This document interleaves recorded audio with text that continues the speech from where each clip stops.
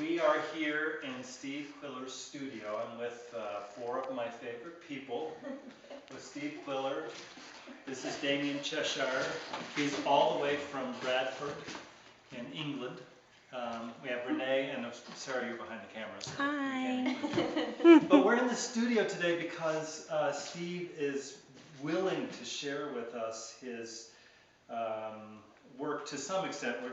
We're not gonna reveal all of it because he actually has some finished pieces of this painting that's going to go in our brand new theater.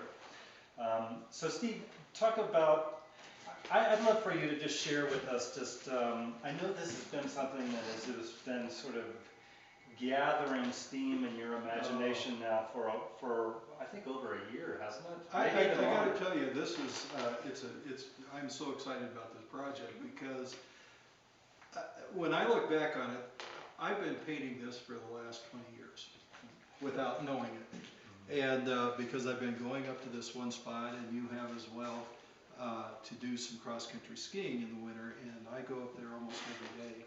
But I look back, I was looking at a book, Acrylic Painting Techniques I did in 1994, and in that book there's paintings from that area. So I was skiing back there then. So this place is very, very important to me, and I last year, just on my own, went up there, not knowing I was doing a mural at the time, and did some drawings. And at the end of the day, I just sit outside my car, and each day I do one drawing.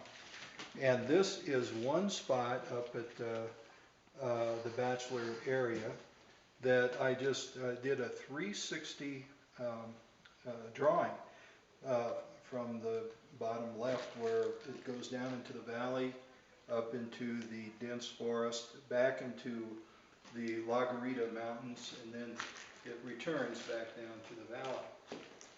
And so this summer, when I saw that wall and we talked about possibility of a mural, I thought this needed to be what it was. The spot was perfect. And so I did some color studies, and this back here is a study that I am pursuing that is on 6 panels, and it's going to be a 30-foot mural eventually. And you notice the shape is not just one horizontal shape, but I've broken it up, and so it kind of comes up and then moves back down on each side. And I think that will kind of work with the rhythm as people come into the lobby and enter into the theater. But I'm so excited about doing this, and the process has been a lot of fun, and we'll see where it goes. So just like, you know, this is the actual center panel. Yeah. Right now. Exactly. And you've done just an initial, you know, wash of some colors of, yes, of the alpenglow and exactly. Yeah. Yeah. And just to get to this space, I mean, I'm looking at there's sketches.